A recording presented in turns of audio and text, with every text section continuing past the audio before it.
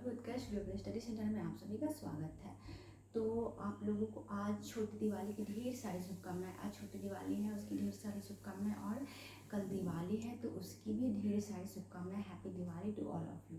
तो आज हम लोग पढ़ेंगे मॉडर्न हिस्ट्री वाला हमारा बाकी बचा हुआ चैप्टर। तो इसके पहले हमने पढ़ा था कांग्रेस के संगठन के पहले भारत में कौन कौन से संगठन कार्य कर रहे थे, जिसको जाके आप लोग पिछले प्लेलिस्ट में जाके देख सकते हैं। उसके बाद हमने पढ़ा कांग्रेस के बारे में, फिर हमने पढ़ा कांग्रेस का गठन कैसे होता है, फिर हमने पढ़ा कांग्रेस के अधिवेशन के बारे में कि हर साल जो अधिवेशन होते हैं उसके अध्यक्ष कौन होते हैं और उसमें क्या क्या बातें रखी गई थी, ये हमने पढ़ा। फिर उसके बाद हमने पढ़ा उदारवादी चरण, नरमपंथी दल, बंगाल विभाजन, फिर लखनऊ पैक्ट का एक मैंने वीडियो भी डाला है जो कि स्कूल से मैंने बना के डाला था, वो भी आप लोग जाके देख सकते हैं। लखनऊ पैक्ट में कुछ बात है नहीं, इसमें जो है सूरत विभाजन में जो नरम दल और गर्म दल अलग हो गए थे वो इसमें एक साथ नज़र आते हैं, और कांग्रेस और मुस्लिम लीग जो अलग हो गई थी वो भी एक साथ होती है। यही लखनऊ पैक्ट है और कुछ मांगे रखी गई थी जिसको आप लोग जाके पढ़ सकते हैं। और आज हम लोग पढ़ेंगे होम रूल आंदोलन, होम रूल लीग की स्थापना कैसे हुई थी, और इसका हम लोग पिछला एक और वीडियो देखेंगे डिटेल्स में। तो ये आज होम रूल आंदोलन का पहला वीडियो है जिसमें हम लोग देखेंगे कुछ इससे संबंधित कुछ महत्वपूर्ण बातें। आज का हमारा टॉपिक है होम रूल आंदोलन, होम रूल लीग, जिसकी स्थापना 1916 से 1918 के बीच में होती है। और होम रूल का अर्थ यहाँ पे देखेंगे हम लोग क्या होता है, स्वशासन। तो होम रूल का अर्थ होता है स्वशासन। तो इसकी प्रेरणा आयरलैंड से हमें मिलती है, भारत को इसकी प्रेरणा आयरलैंड से मिली जहाँ पे ये पहले पेड़ स्थापित हुआ था और वहाँ पे सफल संचालन हो गया। तो भारत के लोग इससे प्रेरित हुए और होम रूल लीग की स्थापना भारत में होती है।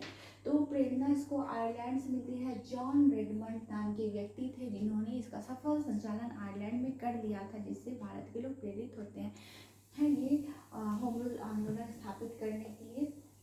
फिर होम रूल लीग भारत में, तो भारत में होम रूल लीग दो लोगों ने स्थापित किया था, एनी बेसेंट ने और बाल गंगाधर तिलक ने। एनी बेसेंट ने 1 सितंबर 1916 को, एनी बेसेंट ने 1 सितंबर 1916 में से स्थापित किया था, बाल गंगाधर तिलक ने 28 अप्रैल 1916 को। तो दो लोग थे, एनी बेसेंट और बाल गंगाधर तिलक, जिन्होंने होम रूल लीग की स्थापना की थी। एक एनी बेसेंट और दूसरे बाल गंगाधर तिलक। इन दो लोगों ने होम रूल लीग आंदोलन की स्थापना की थी। होम रूल आंदोलन के कारण क्या थे, तो 1908 से 1914 तक जब तिलक जेल में थे उस समय भारत में कोई सक्रिय आंदोलन नहीं था। तो हमने देखा था कि बाल गंगाधर तिलक को जेल में डाल दिया जाता है। इस बीच में भारत में कोई भी सक्रिय आंदोलन चलाने वाला नेता नहीं था 1908 से 1904 के बीच में।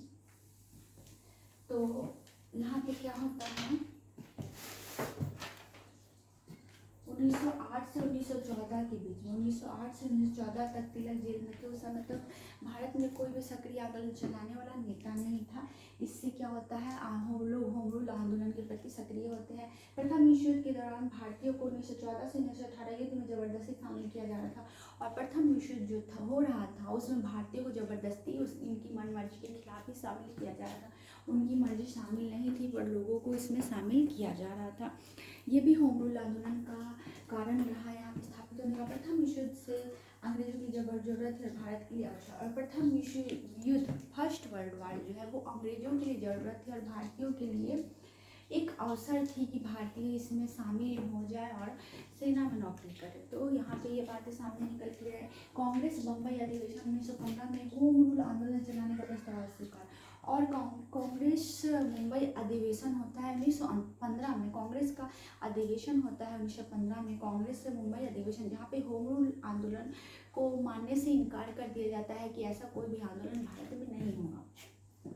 तो ये इसके मेन कारण रहे कि होम रूल आंदोलन भारत में क्यों होता है, होम रूल लीग की स्थापना भारत में क्यों हुई। उसके बाद हम लोग देखेंगे कि होम रूल मूवमेंट का लक्ष्य क्या था। ये home rule movement, home rule आंदोलन का पर्पस क्या था, किस पर्पस के लिए इसकी स्थापना की गई थी।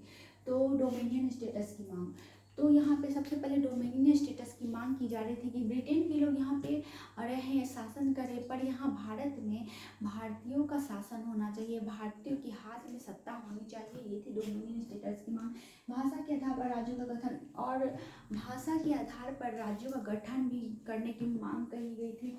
लोगों में राष्ट्रीयता की भावना उत्पन्न करना, और लोगों में सबसे पहले राष्ट्रीयता की भावना को उत्पन्न करने के लिए भी यहाँ पे होम रूल आंदोलन की स्थापना की जाती है।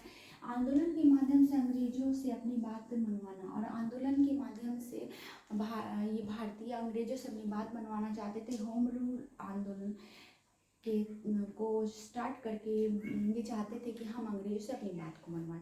तो ये होम रूल आंदोलन जिसकी स्थापना दो लोग मिलकर करते हैं, एनी बेसेंट और बाल गंगाधर तिलक, जो कि होम रूल आंदोलन का अर्थ यहाँ पे स्वशासन हो जाता है।